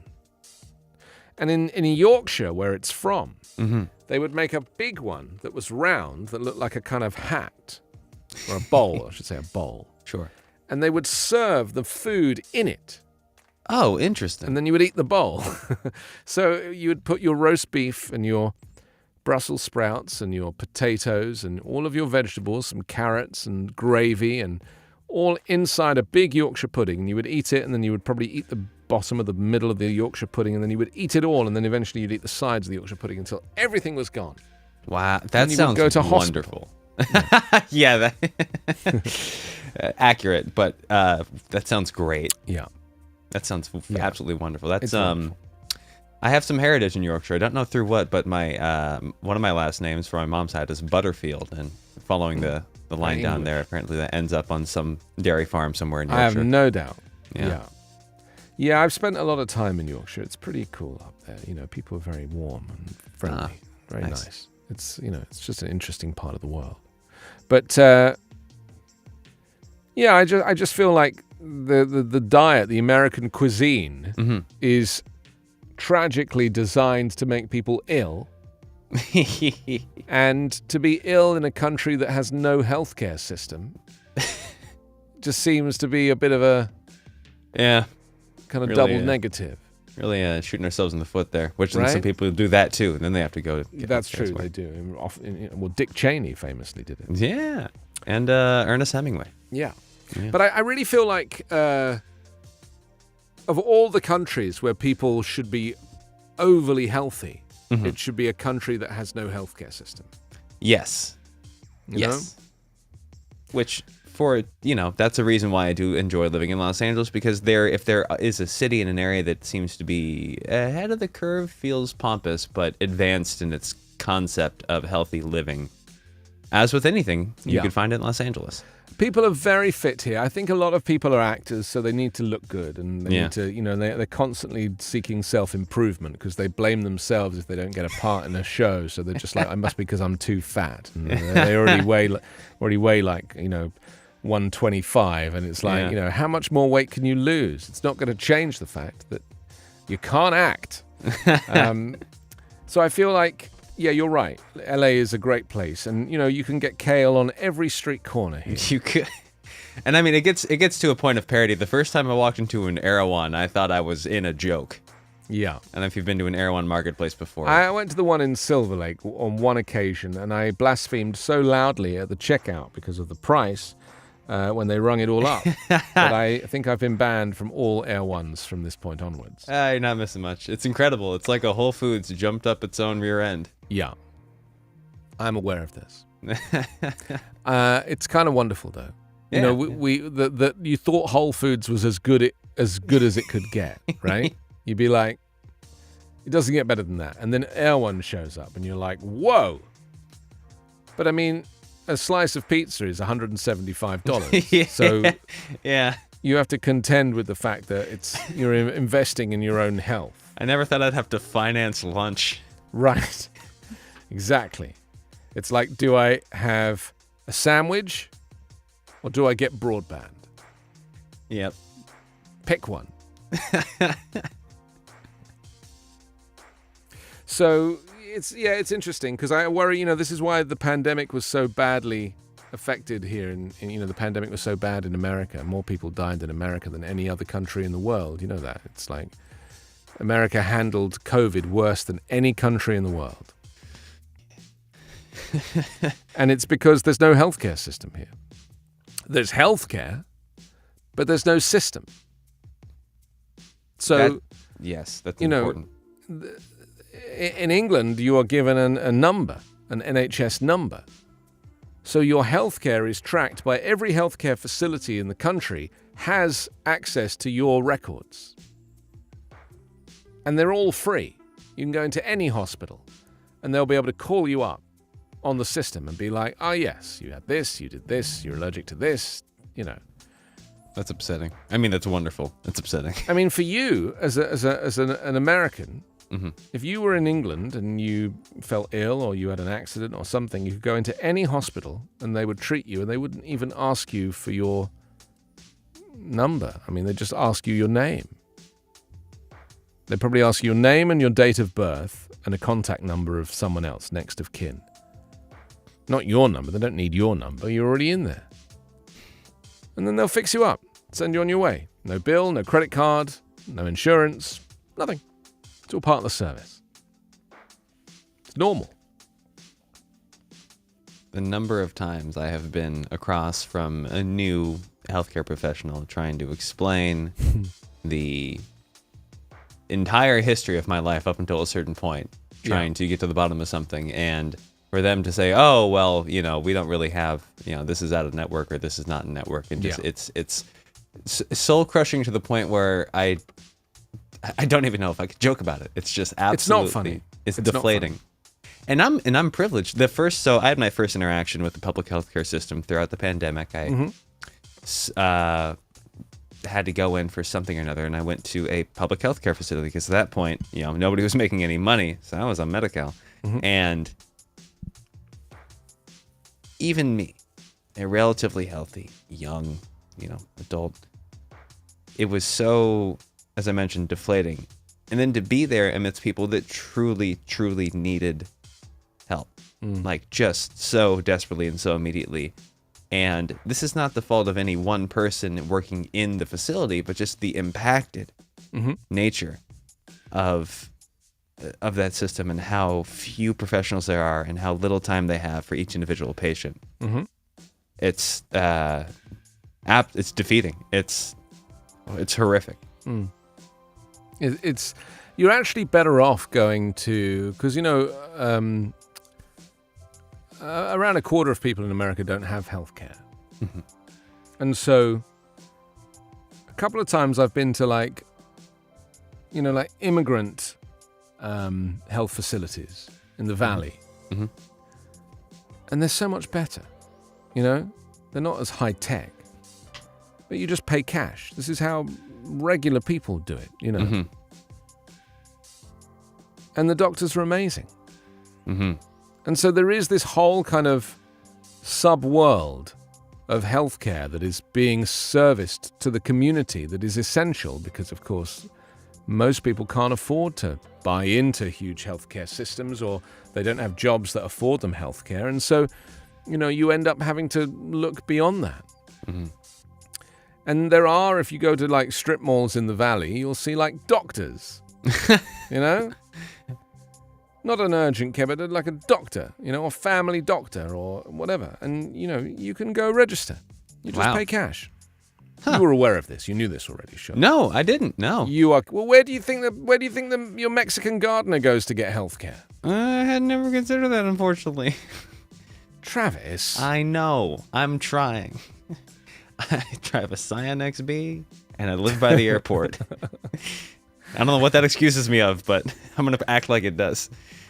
I don't have a problem with the Scion XB. I You know, appreciate Scion is not a brand in Europe. You know that. It doesn't exist. Right, yeah, it seems to be an American marketing ploy for the most It's part. an American marketing ploy for Toyota. Yeah. Because I used to have a thing called an IQ, Toyota IQ. Oh, and was that the that's Scion right. IQ. Yeah. That's right. It's basically a smart car-sized vehicle. But the thing about the smart car is it only had 2 seats and a small trunk. Very small trunk with like a hatch. And it was fun because you could drop the lower section down and sit on it and have a picnic, you know, sitting on the back of your... It was cute. And on a couple of occasions, I could get a small person in the back, you know, like they weren't on a seat. It was very illegal. We'd just do a quick little journey, you know, jump in the back. But what Toyota did, Scion in America, is they decided to steal this concept of a smart car, you know, very short wheelbase, 2 seats. But that small bit in the back, they put seats in there that would fold down to give you a trunk. And if you didn't want the trunk, the back seats would go up, but they would be right up against the back window. So there was no trunk. But what was clever was you could split it. So you could have 1 seat up and 1 seat down. So you had half a trunk and a 3rd seat. And it was very clever and it was very comfortable. I just didn't really like it for some reason. I don't know why. But, you know, I tried a lot of cars over the years. The car I have now is the best car I've ever had. It's Which is? It's an i3. Have you seen those? Oh, yes. The greatest single car I ever had. That's fantastic. Beautiful, beautiful car. And that's the one. That's the only BMW I'm not immediately cautious of on the road in terms of what the driver's behavior is going to be. Yeah, I mean, they're very fast, but, you know, you drive an electric car in a different way to driving a regular car. Yeah. You don't burn it, you know, because you're just using battery. Yeah. And people don't realize that in a regular car, every time you turn on the AC, you're burning more gas. Because it doesn't say on the display, you know, like it does with an electric car with a battery and intelligent technology. If you turn on the AC in an electric car, your miles left, remaining miles, drops by 10%. So invariably you drive with the windows open, which is better for the planet than using air conditioning. Yeah. So it's training you in lots of ways to kind of learn how to drive nicely. In fact, the Nissan Leaf, if you drive it in an environmentally friendly way, it grows trees on the dashboard. Wow. On the display. That is... You grow a tree, and then you can grow up to 5 trees on each journey, depending on how you drive it. If you drive it ergonomically. Oh, that would... that's you know, something about, not to say this is specifically Japanese engineering, but the gamification of just everyday life is something I really appreciate in brands like that. Yeah, it's very clever. Yeah. And honestly, that's in a much more clever and I think fun way than I worked there something like a company like Tesla, which was so loud and everything was like a slot machine in those cars. Right. Ay. What did you do for them? I sold them. In one of their retail stores? Yeah. Right around here, there's one in, it was a showroom and service center. Okay. And did they pay you commission if you sold a car? Not my level of employment. No, I was strict hourly. Right. Well, that's probably better. Oh, yeah. It worked, you know, if you've been into an Apple retail store, it was that same idea, but with a Tesla. Yeah. I mean, I've been into the Tesla store, you know, so I kind of get the vibes in there. Yeah. It's kind of cool. Yeah. They're super neat. Their manufacturing processes, I would argue, haphazard. Yeah. More than a few times I've had to, what they call it, delivering a vehicle, much like you would deliver a baby, to a new Tesla owner who would then say, hey, why is this door sort of, you know, what's the this panels gap? didn't always fit very well, did they? Yeah, no. But I think they've sorted that out now. Yes, that's correct. Yeah, there was a real the Model 3 launch was a real sketchy time for Tesla deliveries, but they've righted it since. They also put the price up as well. You know, the whole point of that car was supposed to be like $38,950 or something, wasn't it? No, 35. It was originally supposed to be 35, wasn't it? Like $34,950. Yeah, And then it and went up to like 39, and now it's gone up to 43. and you can configure it up to essentially 70 at that point. Oof. So that's the Model S. What are you doing? I mean, what's the point? Yeah. My brother's just ordered a Y. Oh, And that's right. Yeah, and it's going to arrive in June, I think. Right on. I've heard good things about the Model Y so Yeah. far. But you want one, here's the tip-off with the Model Y, is that you want to get one that's built in one factory and not the other factory. You want to get the Texas one, I think. Oh, not Fremont? Yeah. Interesting. And the reason is because the Texas one is the new construction style. They've like reduced the weight. They've done like a whole bunch of new things in the production process that they're not doing in California yet. Nifty. Good to know. I don't know how I know this stuff. You like cars. You like like cars. You like electric cars. I like microphones. I like cars. I just saved you an awful lot of money on a purchase. You really have. That one that's 182, by the way, is the same people that I bought that one from for that price. Same price. Same people. Bought from them before. I'll just save that store then. Thank you very much. There it is. Okay, let me jump into a couple more topics before we have to scoot, because we've only got about 15 minutes. 11 GOP states have transgender sports bans, and Indiana's governor just vetoed one, going against the growing trend of transgender sports bans in GOP-led states. Indiana's Republican governor, Eric Holcomb, has vetoed a proposed law there. He said that... he said it was... Where did it go? Oh, yeah, it was a letter announcing his veto. He said the legislation which would have prohibited transgender female athletes from participating in girls' sports falls short.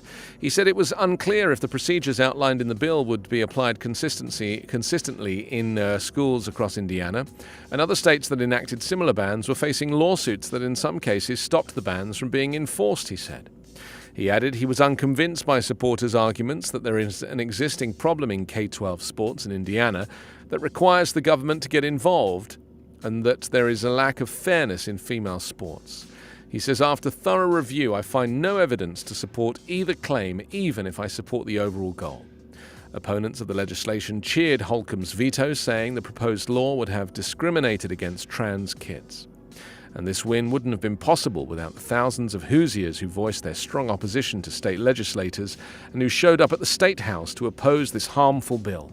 The ACLU of Indiana said in a tweet, "Discrimination has no place in our state." I mean, the thing that makes me most sad about this is it's just setting an example to young kids that adults are prejudiced. Basically showing kids that adults have hatred in them. And it's teaching young kids to hate other kids for something that is not even a choice. You don't choose to be transgender in any way that you choose to be straight. Telling Otter has joined us. Possessive Eagle, Square Leopard, Ready Eagle as well. Mercedes, Jackie, Amina, Third Base, and Hope. Welcome to Backchannel. Great to have you here. You can get in touch via backchannel.tv. That's the chat facility. Just jump on there and send your message. You can also do the same by waking up an Echo Show. If you've got an Echo Show device, wake it up, say, and then your message. And you are also welcome, and very welcome, to follow the show on YouTube as well. You'll find it there in the usual way. You know how to use YouTube now. You've been doing it for years. So let's go back to some of these stories and some of this news. We've also got the Ketanji Brown Jackson story to look at. She said the Supreme Court decisions that secure the right to abortion for women in America are settled law of the court. She's been, grilled in the last day and or two now of these hearings to confirm her to the Supreme Court. She said, I do agree with Justice Brett Kavanaugh and Justice Amy Coney Barrett on Roe and Casey, our settled law on the Supreme Court's concerning the right to terminate a woman's pregnancy. She went on to say that the two cases established a framework that the court has reaffirmed, and in order to revisit, as Justice Barrett said, the Supreme Court looks at various factors because stare decisis is a very important principle. She said the concept of stare decisis provides an established predictability, stability. It also serves as a restraint in this way on the exercise of judicial authority because the court looks at whether or not precedents are relied upon, whether they're workable, in addition to whether or not they're wrong. However, it makes no difference what a nominee Liberal or Conservative says about the fact that Roe v. Wade is settled precedent. That's because a Supreme Court justice, unlike a lower court, can vote to overturn precedent. Well, the court is expected to issue a major ruling this summer that could overturn Roe v. Wade and Planned Parenthood versus Casey in a case involving Mississippi law that bans abortion after 15 weeks of pregnancy. So there we go. I would like to think that it's not going to be banned. I just think that I'd like to think that the work and the effort of women's rights and a woman's right to choose has evolved, and there's been enough activism and there's been enough written about it that people know that going back 48 years is a bad idea. It's such a bad idea.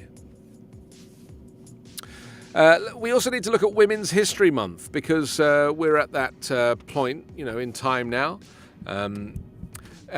Entrepreneur, philanthropist and activist Madam C.J. Walker rose from poverty in the South to become one of the wealthiest African-American women of her time.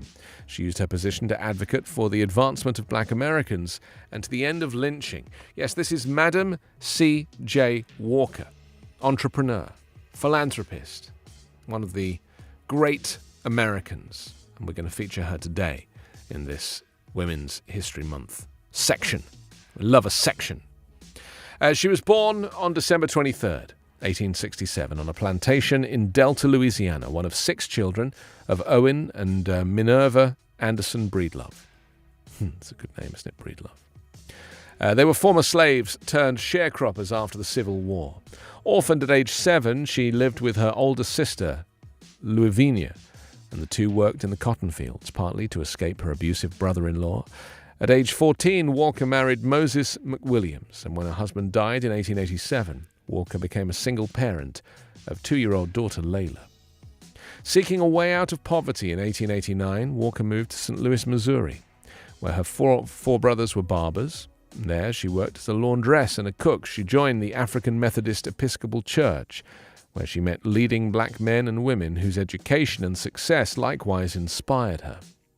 In 1894, she married John Davis, but the marriage was troubled and the couple later divorced. Struggling financially, facing hair loss, and feeling the strain of years of physical labor, Walker's life took a dramatic turn in 1904.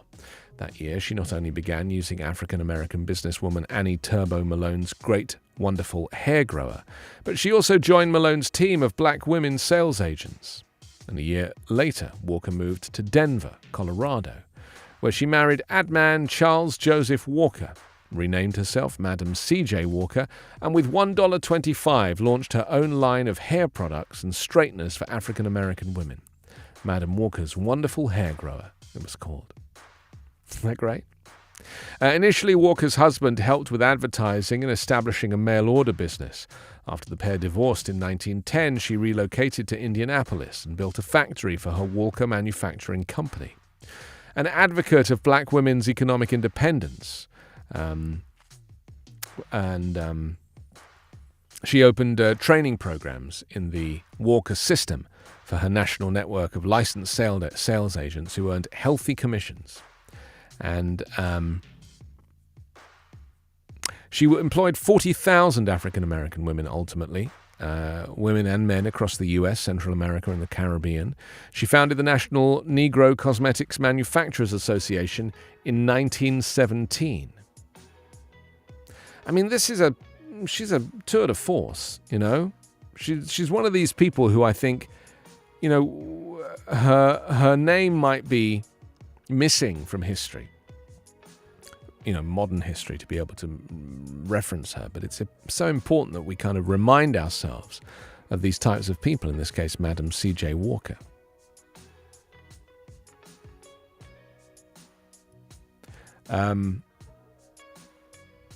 Anyway, her business grew rapidly, exceeded $500,000 in the final year of her life. Her total worth topped $1 million. She included a mansion in Irvington, New York, dubbed Villa Lewaro, and properties in Harlem, Chicago, Pittsburgh, and St. Louis. So there we go. That's the sweet sounds of Madam C.J. Walker. She died in 1919. Okay, let's talk to your pal and my pal, Hal. He's the man who's on next, and he's going to bring us some, a little bit of chat, in only the way that Hal can. There he is, my dear friend. Love your hat. Always a pleasure. Always a pleasure. Always Thank a you. pleasure. Thank you, Anthony. Yeah, looking good. It's a minor league baseball cap. Is that what it is? It is. It is. I'm a baseball enthusiast. I'm a fan of several sports, and yeah. Did I tell you that I bought a Lakers hat, not knowing it was a Lakers hat when I first moved here? Well, I didn't. I don't know anything about sport. I just thought it was a blue hat with LA on it, and I wanted it because I saw people wearing them. That is Lakers, isn't it? Well, oh no, it's Dodgers. Yeah, the LA logo. You're speaking of this logo. That's the one. Yeah. What is that? Yeah, Dodgers. That's Dodgers. Okay, that just proves I don't know what I'm talking about. But there are blue LA Lakers hats, which are an homage to their previous home base, Minneapolis, the Minneapolis Lakers. Right, which is where the name comes from. LA, we have a dearth of water. We do not have we are not maxed out when it comes to lakes. No. Whereas Minnesota, the land of 10,000 lakes. That's the Great Lakes nickname. Yeah, the Great Lakes, and Minnesota is called the land of 10,000 lakes. And so the Minneapolis Lakers was the basketball team. Then they moved to Los Angeles, kept their name. It's like, but it's a little bit of a misnomer because we don't have a lot of lakes here. It's kind of like the Utah. Their basketball team is called the Utah Jazz, but Utah, Salt Lake City, not exactly a bastion of jazz. It's not like the cradle of Miles Davis, and John Coltrane, or anything like that. I went to one of the Great Lakes recently in Lakewood, Ohio, Lake Erie. Yes. That was kind of amazing. I didn't really. I mean, I've obviously flown over these things so many times, and not really known what's underneath me. 30,000 feet beneath me. Oh, sure. But to go to a Great Lake, I mean, I just stood at the edge. I didn't swim in it or anything, but I kind of was like, well, this is kind of amazing. Now I understand why it's called the Great Lake rather than just a lake, because the thing was huge. I've always been afraid to go there. Why? Because it's eerie. There you go. Cleveland, Ohio. Plenty of bad jokes and puns in store on the Your Pal Hal show. I have no doubt. I mean, it's the main reason I tune in. Thank you. Anthony. It's become a ritual. What were you doing in Ohio? I have some business partners in Ohio, and I'd never met them. We'd only ever worked on Zoom. And so when the pandemic, when the vaccinations were good, and I went kind of in November. I went in November. And it was the first time I'd been on a flight in 2 years. But I couldn't fly directly because the direct flights were like overnight. Oh. And it's like 4.5 hours, and I was going to die. So I had to go via Minneapolis. No, Minneapolis? Yeah, Minneapolis. Mm-hmm. And it was very interesting. I had a wonderful time, actually. I had 3 nights in Cleveland. I thought it was fantastic. Really good city. Did you pop into the Rock and Roll Hall of Fame? I did not. No. Is that a popular thing there? Oh, yeah. Rock and Roll Hall of Fame. Oh, no, hang on. I did. I saw it. It's actually like it sits on the lake. Yeah. I walked past that. Yeah. Yeah. If I were to go to Cleveland, I'd want to stop by. I'd want to go to a Cleveland Cavaliers game. I'd want to go to the Rock and Roll Hall of Fame, and I'd want to stop by Jacobs Field, where the Cleveland Indians, or pardon me, it's now the Cleveland Guardians. That's correct, because I went to see that stadium, and they told me that Indians had been changed to Guardians. Because this is happening a lot across the United States as people are waking up to the fact that they've been saying really inappropriate things for way too long. The worst example is the Washington football team, now the Commanders. Their former name was just a slur. Yeah. Such a shame. Anyway, I was very impressed with it. I didn't go into the Hall of Fame, but I did see the building, and it did look kind of amazing. And so, yeah, I mean, We underestimate some of the smaller cities in America, don't we? You know, True. we focus so much on the coasts, and the reality is there are places in the middle, you know, Austin, Texas, All and over. all over Oh, that are yeah. just like dynamite, you know? Yes, 100%. Anthony, if I could ask you one more question. Sure. If Rock and Roll Hall of Fame centric question. Yes. If you could see any musical artist, Yes. living or dead, Yes. in concert, who would it be? Barry Manilow. Yeah? Yeah. Every time. Very nice. The smooth, dulcet tones. That wasn't the Barry answer you were Manilow. expecting, was it? No, I had no idea what to expect. Big fan. I mean, Big fan. I was lovely. Big fan. Yeah. Oh, that's wonderful. Have a great show. Great to see you. Thank you, And good sir. you know, look after yourself. That's your pal and mine, Hal. He's next. Have a really good Tuesday. I'll see you tomorrow morning at